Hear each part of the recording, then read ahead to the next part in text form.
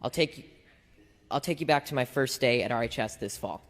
The principal came out and gave us a heartfelt speech about equality and standing together. He began to list countless races, such as Latino, Asian, expressing how much they matter and how important they are. But never once did he mention a race or identity that reflects me, or half the kids that were in the class. What's up, YouTube? Hope you guys are feeling good. My name is Elario, your host as always, and today I'm back with another video and check out you guys. This is called Student Completely Destroys Woke School for Excluding Him for Being White. You know the jury, guys. We talk less and react more. Let's see what this is about. Hi, my name is Brad Taylor, and I just finished my freshman year at RHS. I've been a part of District 196 schools now for 10 years, and I'm going to give you a glimpse today of what's actually going on inside these schools. Despite the board's attempt to deny it, District 196 schools are quickly becoming a place where promoting activism is actually more important than promoting education. I'll take you back to my first day at RHS this fall. The principal came out and gave us a heartfelt speech about equality and standing together. He began to list countless races, such as Latino, Asian, expressing how much they matter and how important they are. But never once did he mention a race or identity that reflects me, or half the kids that were in the class. Now, members of the board, I know you haven't been to school in a while, and I know none of you, or most of you, don't have any kids left in the school district. But you must admit how uncomfortable it will be to be characterized just by your skin color on the first day of school, and be thought that you were wrong just because of your skin color. So I will never forget the look one of my friends gave me from across the room as we were sitting there listening to this blatant bias being expressed in the so-called equity statement by the leader of our school. To be clear, I don't need you to tell me that I matter, but hearing the condolences given to other races and leaving just one race out, inevitably you'll start to feel like you've done something wrong. And in our principal's attempt to unify us, he instead created unwarranted boundaries and barriers between his students, pitting us against each other based on characteristics that we can't control. In another separate instance, I was told that writing "All Lives Matter" on the whiteboard was political and could be seen as offensive. When I questioned the teacher after class, she told me that she didn't have an answer and she just had to erase it, and it was quickly erased.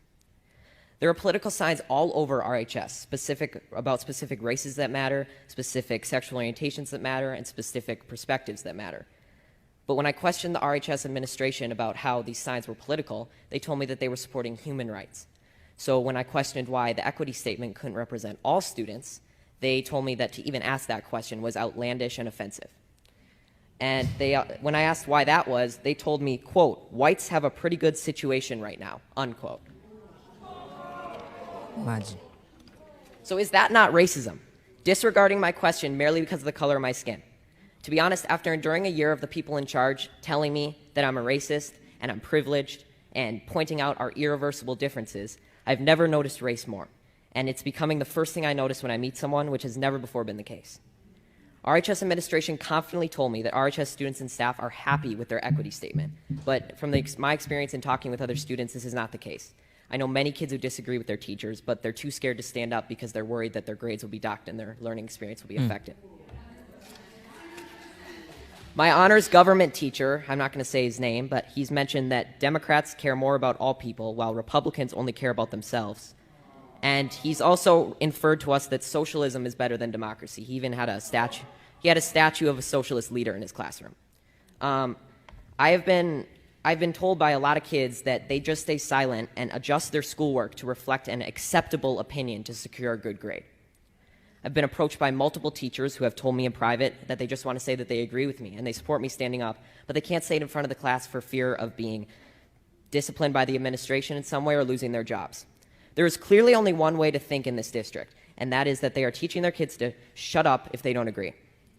Now, members of the board, I want you to take a good look at yourselves in the mirror tonight and ask, are you really standing up for the equality of all people, or are you just pushing a damaging political ideology on our students? A fellow coworker at my job, who, by the way, is of color, discreetly told me that the schools seem to be pushing a very leftist agenda in class. This proved that not everyone is happy with your school, and not everyone who isn't happy is white. Now, due to all these instances I've mentioned and many more that I can't fit in this 5-minute speech, I've decided to leave this district and continue school on a private Christian school online. And That's true. And there will be sacrifices, and I will not get to walk in the graduation ceremony or attend milestones at RHS, but I will be able to learn in an environment that is not intent on punishing me daily for my skin color and political views. Now, regardless of how you take my speech, whether you just shrug it off as malarkey or Fox News talking points, I encourage you to think about it, because someday I'm going to be a leader. I may be the president, a governor, or just a professional golfer, but I will never stop believing that everybody has value, no matter their skin color or personal beliefs. And it's a shame that you're not going to be able to say that I was an alumni of RHS in District 196. Thank you. He deserves an applause. A standing ovation. For real. The look on my face. You see, we need more of this kind of young people. People who are willing to question everything the left is bringing to their table. I mean, just look at how they put it. The principal came and stood on the stool of equity, but then was listing out races and he left out a particular race, unquote, because whites have it better than the rest.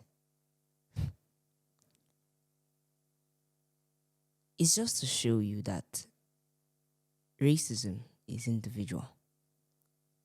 And the more you feed this to people, the more you make some people feel left out, make them feel less. Because right now, that's what they're doing. They're making the white race feel less because of their color. You are actually being racist. You think this is the Jim Crow era where he was actively in power to be able to put systemic racist laws in place? No. If you support this particular ideology that the principal is putting forth, that the lives of the Latinos, the Hispanics, the blacks, whatever race apart from the whites matters, then you are racist and you're wrong. Because all lives matter. All. Not one exception. Everyone matters, regardless of skin color, regardless of race.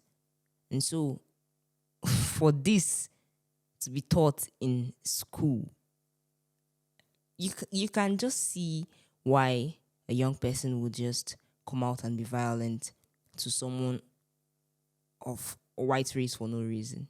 It's because of what he's being taught. It's because of what he's being indoctrinated. This kind of people should not be in the school system because they are doing more damage. You are fine-tuning the minds of young people. Children, if they are told the wrong thing, can be used as a weapon. And you are weaponizing that anger, those thoughts. It's wrong. It's wrong. It's not meant to be supported. And just as the student said, most of the teachers are even scared of saying the right thing because they will probably get fired or worse. The other students who agree with him can't come out because definitely a teacher in power who thinks like this is surely going to alter your grades and frustrate you. He's doing the best choice by leaving. You see that statement, if you can't beat them, you join them. I think if you can't beat them, you leave them. Because he's not willing to be a part of this institution, this thoughtless, woke institution.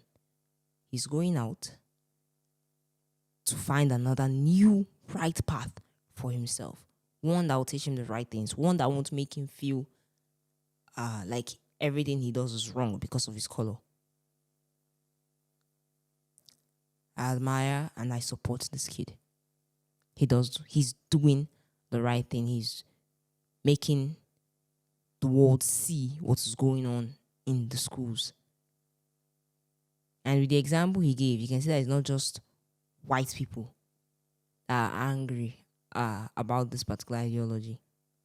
His co-worker, who is a person of color, actually hates what he teaches in the classroom. I really think the school system should be looked into, and all these bias, woke, and completely unnecessary ideologies on everything concerning race, sex, religion, everything. They should be purged out of the school system. It's unhealthy for the kids.